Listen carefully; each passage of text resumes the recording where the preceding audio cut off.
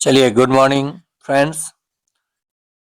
मैं राहुल सर आप सभी का स्वागत करता हूं स्टडी विथ राहुल 247 पर।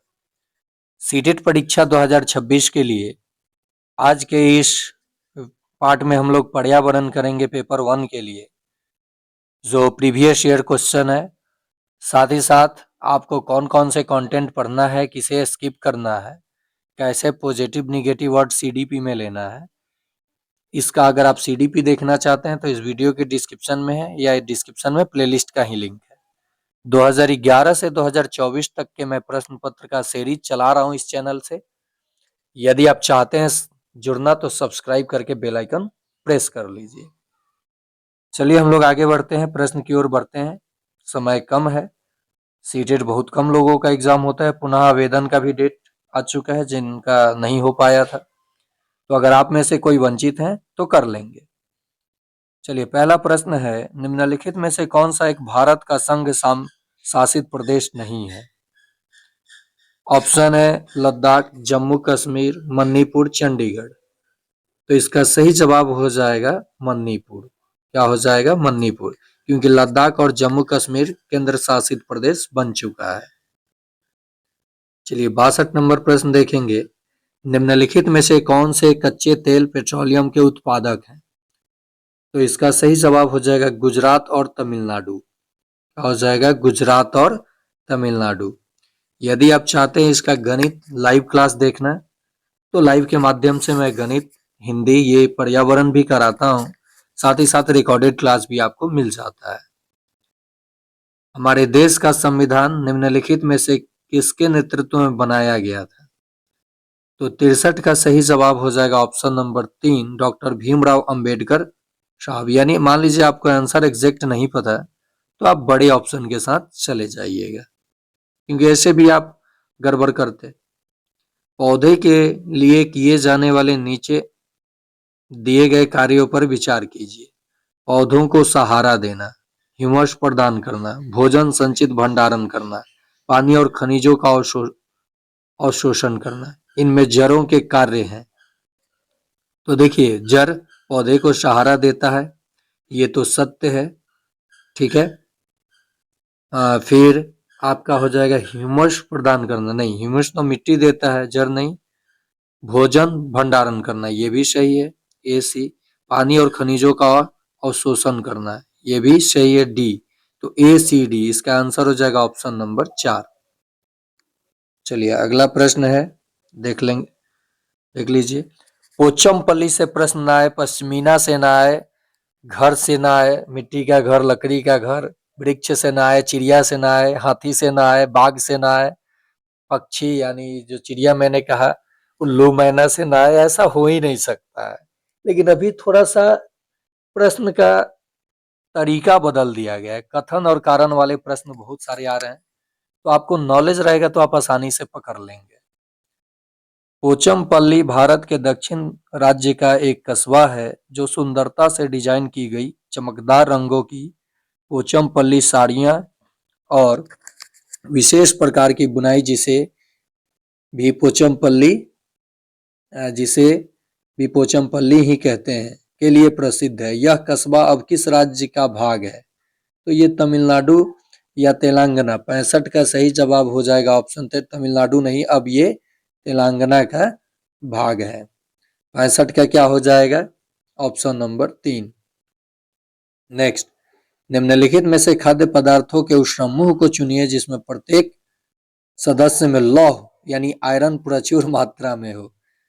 तो टमाटर वाले ऑप्शन काट दीजिए, आंवला, पालक, गुड़, बंदा गोभी ये काट दीजिए, बंदा गोभी वाला, टमाटर वाला काट दीजिए। तो इसका सही जवाब हो जाएगा ऑप्शन नंबर 2, आंवला, पालक और गुड़। चलिए नेक्स्ट है, पक्षियों से आ गया प्रश्न। निम्नलिखित में से पक्षियों का वह समूह चुनिए जिसका प्रत्येक सदस्य हमारी तुलना में 4 गुना अधिक दूरी की वस्तुओं को स्पष्ट देख सकने में योग्य है। तो 67 का हो जाएगा बाज, चील, गिद्ध। इसका सही जवाब हो जाएगा। आया ना पक्षी से? नीचे दिए गए एक राज्य के ग्रामीण लोग अपने ढालू छत वाले लकड़ी के मकान, मजबूत बांस के खंभों पर धरती से 3 से, असम की बात ही कर रहा है, घर वाला भी प्रश्न आ गया। 3.5 मीटर की ऊंचाई पर बनाते हैं। जब मजबूत बांस की बात आ गई तो 68 का सही जवाब हो जाएगा ऑप्शन 3, असम। भारत के मानचित्र में दिल्ली की स्थिति के सापेक्ष गांधीनगर गुजरात की राजधानी और पटना बिहार की राजधानी की दिशाएं क्रमशः है। तो इस प्रश्न का जवाब आप लोग कमेंट बॉक्स में देंगे या मैं ही दे दूं। दक्षिण पश्चिम और दक्षिण पूर्व में स्थित है। निम्नलिखित में से किसने मटर के पौधों के साथ प्रयोग किए और यह पाया कि मटर के पौधों में कुछ ऐसे लक्षण होते हैं जो चिड़ियों में पाए जाते हैं, जोड़ियों में पाए जाते हैं, चिड़ियों में नहीं, जोड़ियों में। जैसे चिकने या खुरदुरे, लंबे या बौने, पीले या हरे आदि। 10th क्लास में जब आप बायोलॉजी पढ़ेंगे तो वहां आपको मिलेगा मटर पे किसने प्रयोग किया था। तो इसका सही जवाब 70 नंबर का। देखते हैं आप लोग कमेंट में कितने साथी दे पाते हैं। निम्नलिखित में से कौन सा एनसीएफ 2005 के अनुसार ईवीएस पाठ्यक्रम में सुझाव किए गए 6 विषयों में से एक है। तो 71 का सही जवाब हो जाएगा ऑप्शन 3, बड़ा ऑप्शन सही ऑप्शन, चीजें जो हम बनाते हैं और करते हैं। चलिए अगला प्रश्न है 72 नंबर। उपाख्यान अभिलेखों में क्या नहीं दर्ज करना चाहिए। तो 72 का सही जवाब हो जाएगा ऑप्शन 1, ए और बी। नेक्स्ट, आप एक एकीकृत ईवीएस कक्षा के लिए कैसे योजना बनाएंगे। एक पाठ में 2 या अधिक विषय क्षेत्रों को मिलाएंगे, अलग परियोजनाओं में सभी विषयों को अलग करेंगे, अलग नहीं किया करना है। विज्ञान और सामाजिक विज्ञान के लिए अलग अध्यापकों का प्रबंध करेंगे, पर्यावरण विज्ञान के लिए अलग नहीं नहीं नहीं, इसका आंसर हो जाएगा ऑप्शन नंबर 1। एक पाठ में 2 या अधिक विषय क्षेत्रों को मिलाएंगे, इसलिए पर्यावरण भास्ट हो जाता है और पर्यावरण एकीकृत विषय के रूप में देखा जाता है। 74 नंबर देखते हैं।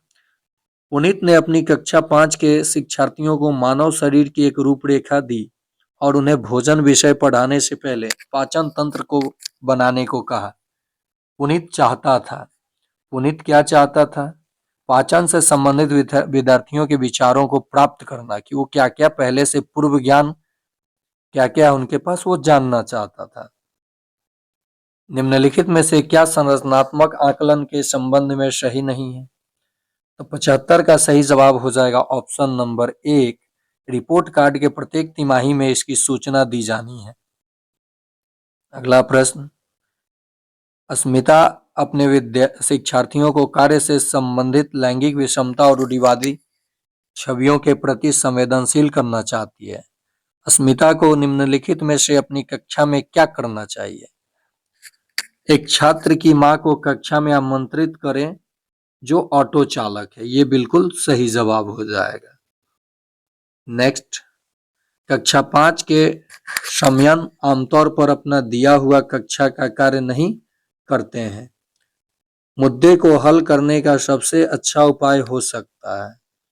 तो 77 का सही जवाब हो जाएगा ऑप्शन नंबर 1, उसकी कठिनाई का पता लगाने और उसके अनुसार कक्षा कार्य को समायोजित करने के लिए उससे बात करें। बड़ा ऑप्शन सही ऑप्शन।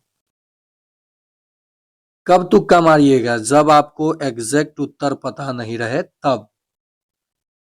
मुस्कान ने परिवहन में डीजल वाहनों का उपयोग निषिद्ध होना चाहिए विषय पर एक वाद विवाद का आयोजन किया। मुस्कान के द्वारा इस विषय पर कक्षा में वाद विवाद के आयोजन का क्या उद्देश्य है? वो मुस्कान चाहती क्या है? तो यह इस मुद्दे पर छात्रों को 4 नंबर ऑप्शन देखिए, दृष्टिकोणों की सराहना करने में मदद करता है। चलिए नेक्स्ट है हमारा ईवीएस में मानचित्रण कौशल। तो ईवीएस में मानचित्रण कौशल स्थानों की सापेक्ष स्थिति की समझ को विकसित करता है। वो 4 नंबर आंसर बिल्कुल सही हो जाएगा। नेक्स्ट है ईवीएस की एकीकृत प्रकृति सहायक है। तो ये पाठ्य ऑप्शन 2 सही हो जाएगा। पाठ्यचर्या के भार को कम करने और शिक्षार्थियों को सार्थकता पूर्वक सीखने में ये सहायक है। चलिए 81 नंबर, निम्नलिखित में से क्या ईवीएस में आकलन का एक व्यापक संकेतक नहीं है? तो 81 का सही जवाब हो जाएगा ऑप्शन नंबर 4, अवधारणा मानचित्रण। नेक्स्ट आपका हो जाएगा 82 नंबर। कुछ हजार साल पहले भारत में तालाबों के निर्माण के अल बरूनी के अवलोकन के आधार पर कक्षा 5 के ईवीएस के पाठ्य पुस्तक में एक अनुच्छेद है। इस अनुच्छेद को शामिल करने का उद्देश्य क्या है? तो 82 का सही जवाब हो जाएगा ऑप्शन नंबर 2, ए, सी और डी।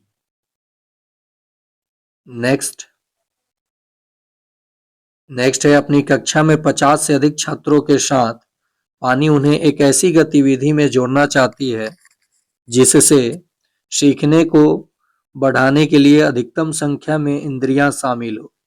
निम्न में से कौन सा क्रियाकलाप उपरोक्त कार्य के लिए ठीक होगा? तो 83 का सही जवाब हो जाएगा ऑप्शन नंबर 4, नजदीक के स्थान के लिए क्षेत्र भ्रमण का आयोजन करना। अगला है, इकरा अपने शिक्षार्थियों को ईवीएस में समाचार पत्रों और पत्रिकाओं को पढ़ने के लिए क्यों प्रोत्साहित करती है? तो 84 का सही जवाब हो जाएगा ऑप्शन नंबर 2, वे शिक्षार्थियों को उनके अपने संचार से जुड़ने में सहायता करते हैं। पर्यावरण अध्ययन में प्रश्न करने को एक युक्ति के रूप में उपयोग किया जाता है। तो 85 का सही जवाब हो जाएगा ऑप्शन नंबर 4, कक्ष में जिज्ञासा को बढ़ाने के लिए, अनुशासन को बनाए रखने के लिए, ध्यान खींचने के लिए, नियमों को पालन को बढ़ावा देने के लिए कक्षा का जिज्ञासा पॉजिटिव वर्ड है और ये बिल्कुल सही हो जाएगा। नीचे दिए गए कौन से एक राज्य में तोरांग का अर्थ है जंगल? चलिए हम लोग झारखंड की ओर बढ़ते हैं। ऑप्शन हो जाएगा झारखंड। देखिए, यदि अभी तक आपने इस चैनल को सब्सक्राइब नहीं किया है तो सब्सक्राइब करके बेल आइकन प्रेस कीजिए। मैं 2011 से 2024 तक का पेपर 1 गणित और या सामाजिक विज्ञान के आप हैं, पेपर 2 गणित या सामाजिक विज्ञान के हैं, पेपर 1 मैं करा रहा हूँ बारी बारी से, साथ ही साथ तुक्का भी, टैग वर्ड भी, तो आप देख सकते हैं ताकि आपको एडवांटेज मिले। इस प्रश्न को आप लोग करेंगे स्वयं खुद से, रीजनिंग टाइप का प्रश्न नहीं कर पाएंगे तो मैं लाइव क्लास में गणित वाले पार्ट में कर दूंगा। अगर आप देख रहे हैं प्रश्न को तो आप करके मुझे कमेंट में बताएंगे कितना जवाब होगा इसका। ये भी रेल वाला प्रश्न आप लोग खुद करेंगे ताकि आपकी अनुभव बढ़े, और नहीं तो मैं गणित वाले क्लास में, लाइव क्लास में ये चीजें सिखाऊंगा कि कैसे करना है। नीचे दिया गया कौन सा कथन मधुमक्खियों और छत्तों के विषय में सही नहीं है? निगेटिव पूछा है। प्रत्येक छत्ते में एक रानी मक्खी होती है जो अंडे देती है, तो बिल्कुल सही है, एक ही रानी मक्खी होती है। नर मक्खियां छत्तों के लिए अत्यंत महत्वपूर्ण होते हैं।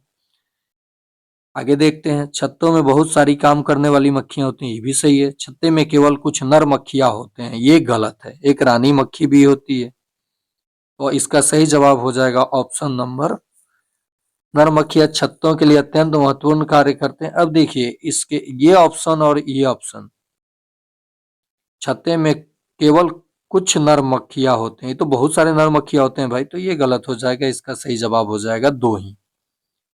और आज का आखिरी प्रश्न, ये पर्यावरण ईवीएस के क्लास का, आज हम मिर्ची के बिना भोजन की कल्पना भी नहीं कर सकते हैं, इसे व्यापारी हमारे देश में लाए थे। तो 90 का सही जवाब हो जाएगा दक्षिण अमेरिका से मिर्ची आई थी।